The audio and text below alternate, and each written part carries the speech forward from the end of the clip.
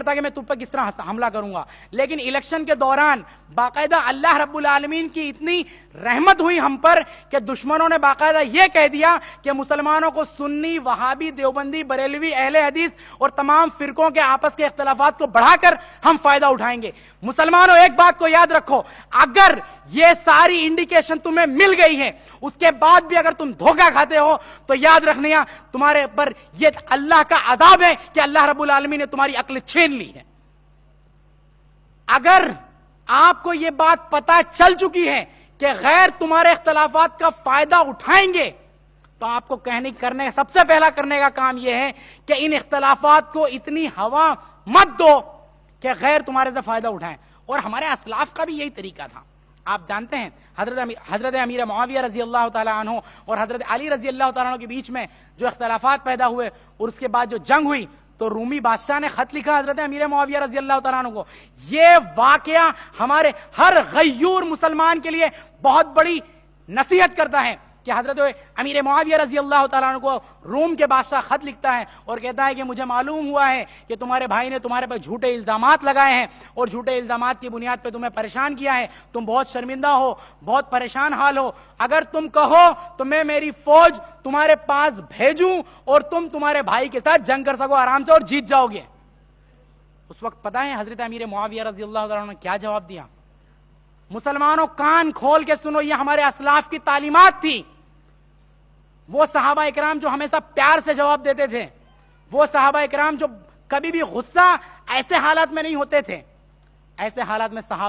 صحابی کو جلال آ جاتا ہے۔ حضرت امیر معاویہ رضی اللہ تعالیٰ عنہ خط لکھتے ہیں، تاریخ کی کتابوں میں یہ بات موجود ہے۔ حضرت امیر معاویہ رضی اللہ تعالیٰ عنہ یہ الفاظ استعمال کرتے ہیں جو یہاں پہ آفینسو لگے لوگوں کو، لیکن یہ الفاظ استعمال کرتے ہیں کہ اور رومی کتے اس بات کو جان لے کہ اگر تو نے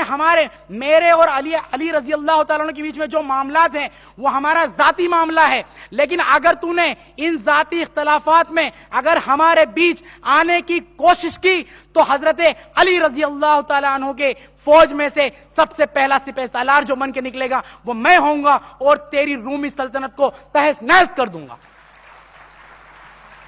یہ ہمارے اسلاف کی تعلیمات تھی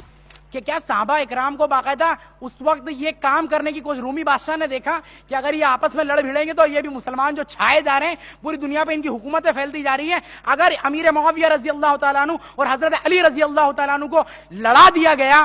تو ہمارے کو بہت بڑا فائدہ ہو سکتا ہے۔ مسلمانوں، ہندوستان کے اندر باقاعدہ یہودیاں کی ایجنسیز بھی تمام لوگ اس بات کے لیے آمادہ ہیں کہ مسلمانوں کو آپس میں لڑایا جائے۔ آج ہر انسان مجھ سے یہ وعدہ کرے کہ آج یہاں سے اٹھنے کے بعد تمام مسلمانوں کو کوشش اس بات کی کریں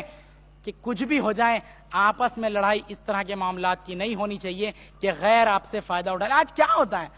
کوئی دوسرے فرقے کا والا ہوتا ہے باقاعدہ غلط انفارمیشن دے کے مسلمانوں کو باقاعدہ 10 سال 12 سال 15 سال 20 سال جیل میں رکھتے ہیں، اس کے بعد ہائی کورٹ سپریم کورٹ سے باقاعدہ باعزت بری کیا جاتا ہے۔ ایسے حالات پیش ہو رہے ہیں اور یاد رکھیے انڈیویجول لیول پہ ہو رہا ہے تو آپ یہ مت سمجھیے کہ آپ بچے ہوئے ہیں،